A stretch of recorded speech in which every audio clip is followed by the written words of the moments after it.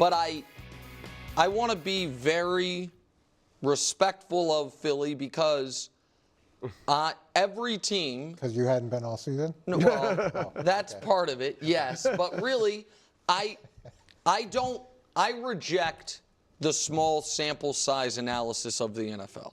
I think some of the people my generation or younger dismiss some NFL accomplishment with baseball arguments, which is, in baseball you hear a lot, you need a bigger sample size. You know what I mean? You got to figure out, football's small sample size sport. And so, like, winning a championship to me means you can win more. Like the Rams, I have consistently considered a real contender. You know why? Because I saw that quarterback and that coach together win a championship. You guys know, obviously, what I think of the Chiefs. And then since Tom retired, there's no other active team, player, coach, quarterback combo we've seen win it. Philly now joins that group. What I will say is, in the last 30 years, since the salary cap came into play in 1994, if you don't have Tom Brady or Patrick Mahomes as your quarterback, your odds of repeating are basically non-existent. So this is 20 years of champions. 8 missed the playoffs. 3 made the Super Bowl, and the only one to defend their title was Elway's Broncos. If you compare that to the Brady-Mahomes teams, again, that's 10 years of champions. Only 1 missed the playoffs. 5 made the Super Bowl the next year, and 2 defended it. So I think because the Brady Patriots and the Mahomes Chiefs have had such continual success, it's made people think it's easier than it actually is. But I think they certainly deserve right now to be the favorites in their conference and the favorites to make the Super Bowl. So, yeah, I think it's on the board, Coach. Yeah, I'd say it's on the board, but it's extremely hard. And there's only been 2 teams in the last 20 years that have done it back-to-back, and there's a reason for it. Because just like you have to deal with adversity, you have to deal with success. And going into the next season and being the hunted and everybody giving you their best shot every single week is a totally, totally different equation than what they've experienced. Plus, guys want to get paid more money. Some guys leave because now they have the ring. Things are different, and you have to be able to navigate through that. The other thing is, there's not, since I think it was the last 20 years, there's only been 1 team in the NFC East that's repeated as NFC East champions. Right. Yep. And now, thankfully, that was the Philadelphia Eagles. Unfortunately, though, that was with Andy Reid. So they need to worry about just winning their division first, because nobody's been able to do that. Then it's about winning the Super Bowl. And the last time they won the Super Bowl, they went 9-7 after that. And they did win a playoff game, but you can see, you know, the challenges are. And the last thing I'll say is Saquon Barkley had a great rookie year. But then there was 5 years until we got to this year. Right. So let's see whether or not Saquon can put together back-to-back big seasons. Well, I think he certainly could if he's healthy. I mean, the reason he couldn't do it in New York, he kept getting hurt. And this is really one of the healthiest seasons he's ever had. So that's the big thing. Like on paper, you obviously, I mean, they're relatively young. They're set at virtually every position. So yes, on paper, they definitely have a shot to repeat. But to your guys' points, it's just not that common in today's NFL. And I do think some guys might leave. They want to get paid. They got their ring now. Let me go somewhere where I get the most money. You know, we saw Tyreek do that. Now, you might regret it in a few years, but, you know, it's time to get paid. So, yeah, they got a shot, and you certainly can't write them off, but it's going to be very tough. Okay. Oh, man, I want to attack this from so many different directions.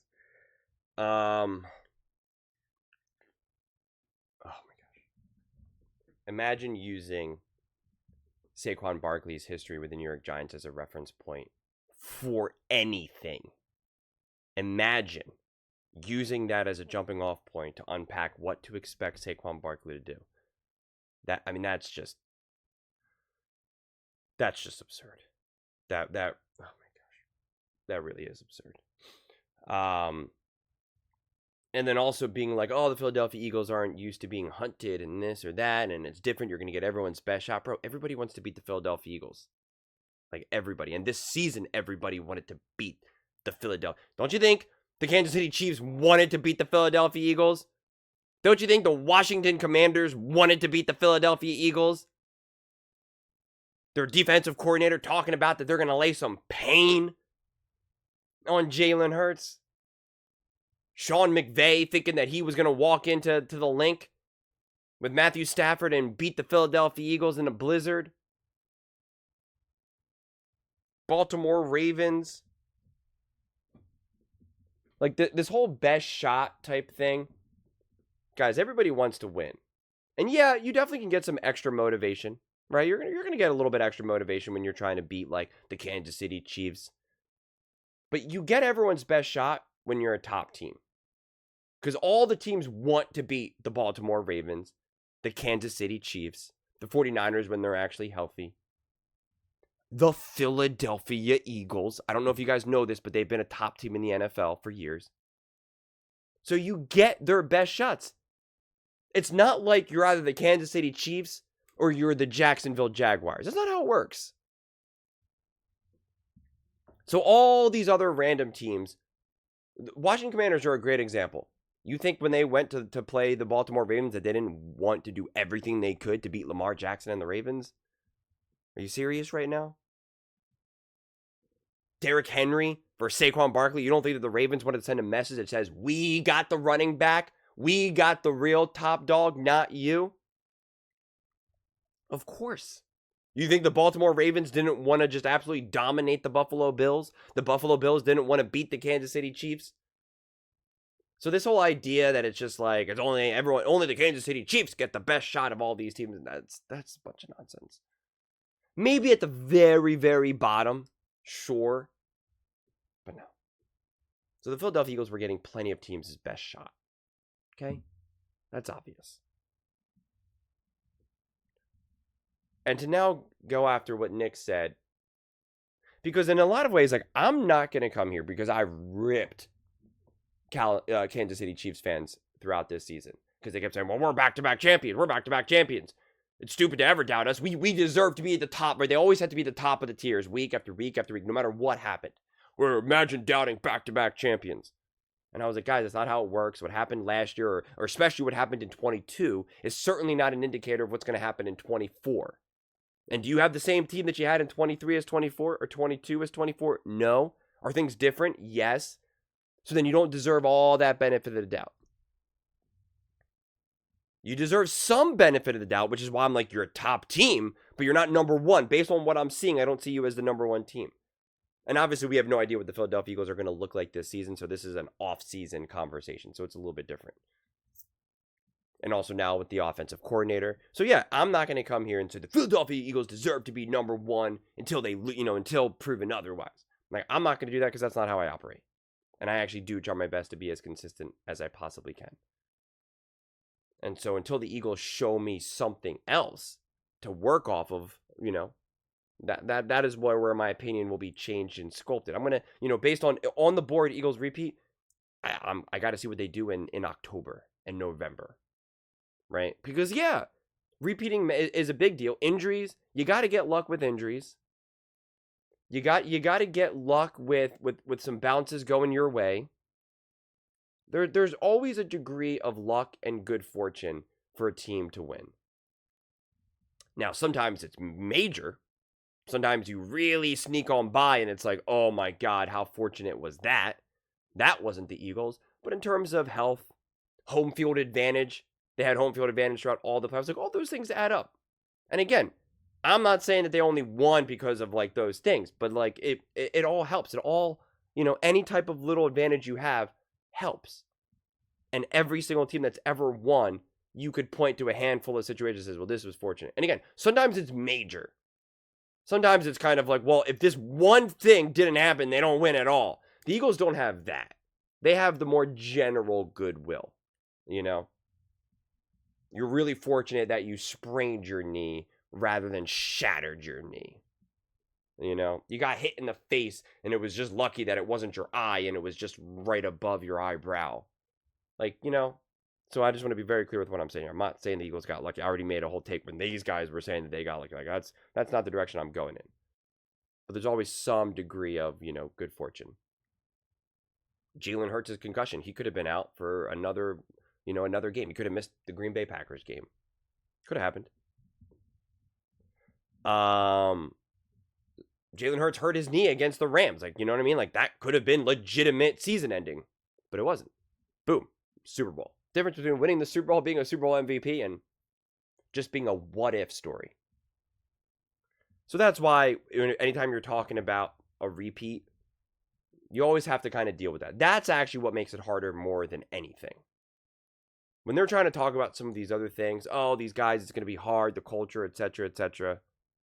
Nah, I'm not buying into that because the Philadelphia Eagles have an awesome culture, and they were just in the Super Bowl in 22, and they want to keep winning. That is who they are. That is what this team is. And the defense, like 95% of this defense is like 22, 23, 20. I mean, like they're in the heart of it. And the offensive weapons as well. Jalen, Saquon, AJ, Dallas, Devontae. Like these are not guys that are hanging on by a thread for one last hurrah. But again, Devontae missed multiple games. AJ missed multiple games.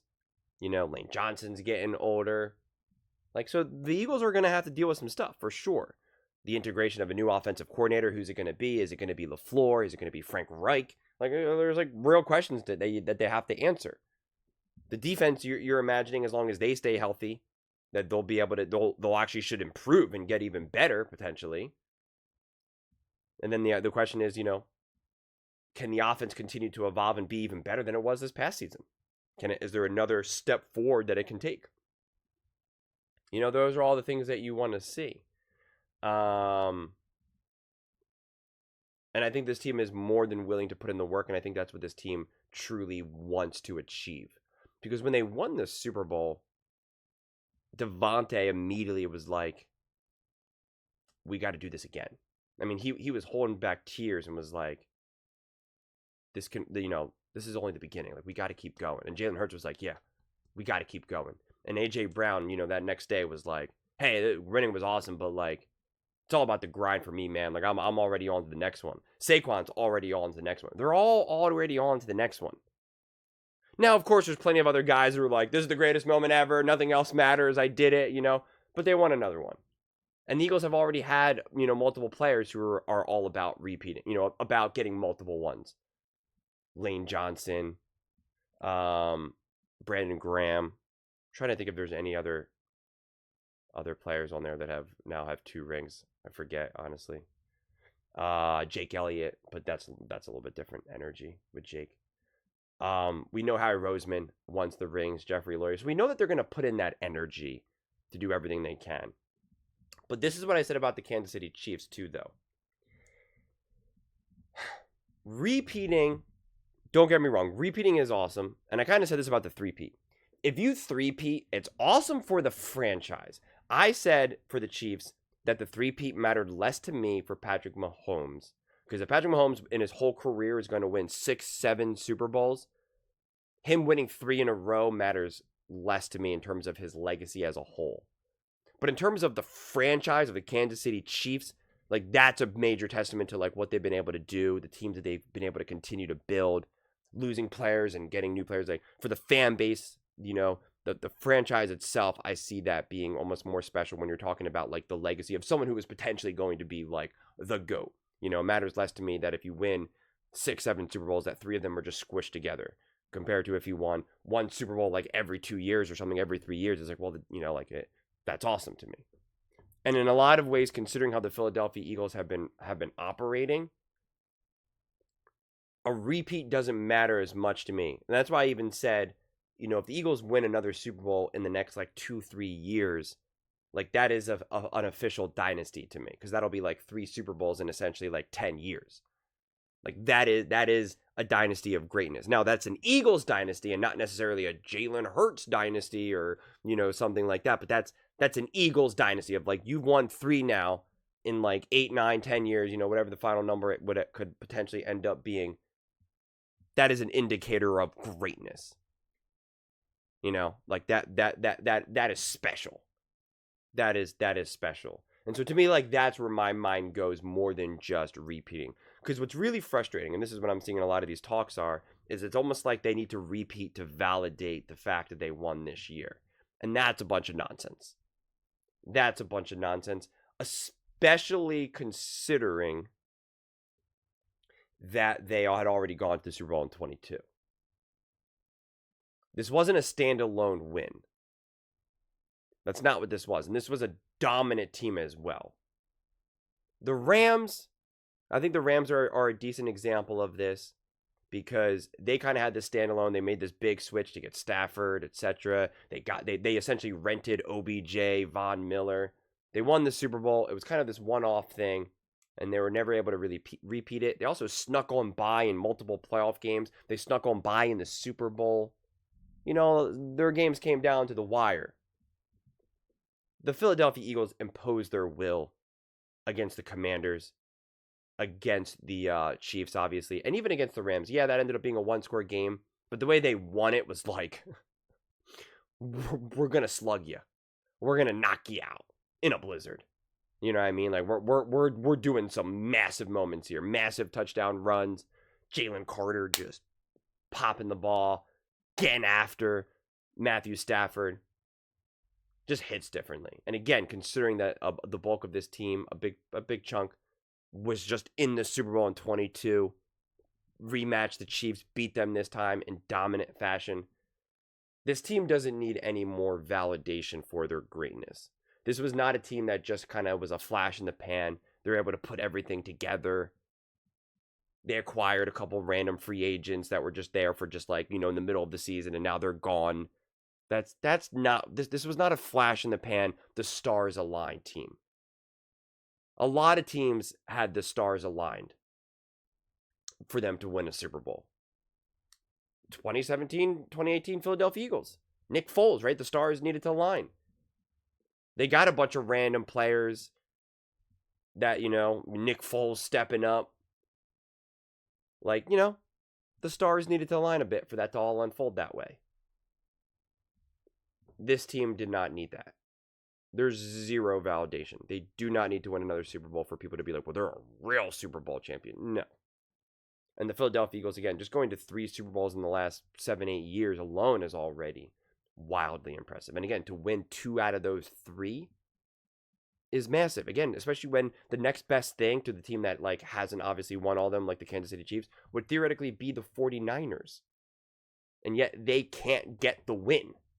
Like, that's the difference. They can't get the win. The Eagles got 2 of them. 2 of them. That's the difference. That's the difference. So, yeah, I'm excited to see what this team can do next season.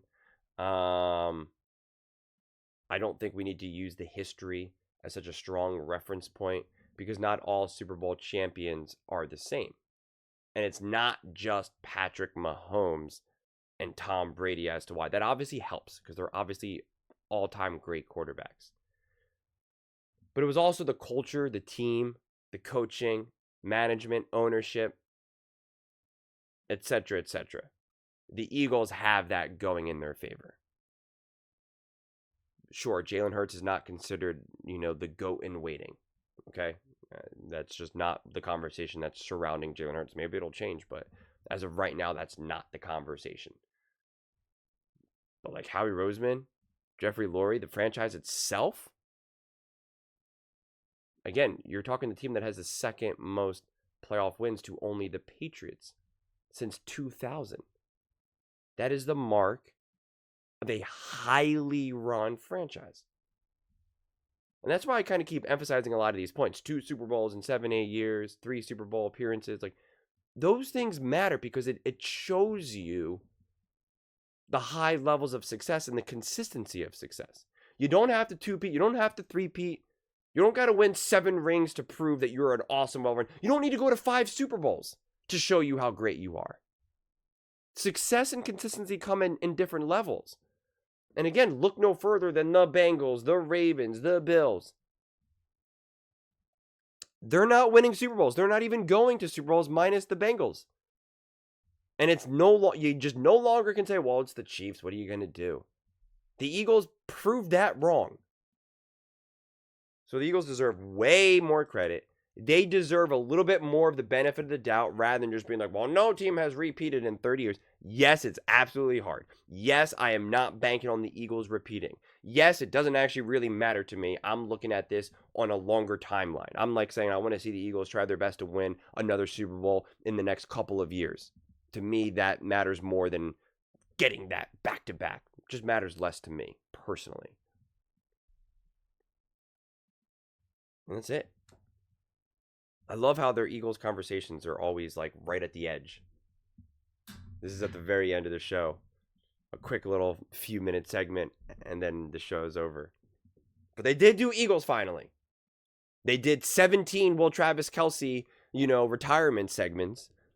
They keep talking about how good will the Dallas Cowboys be.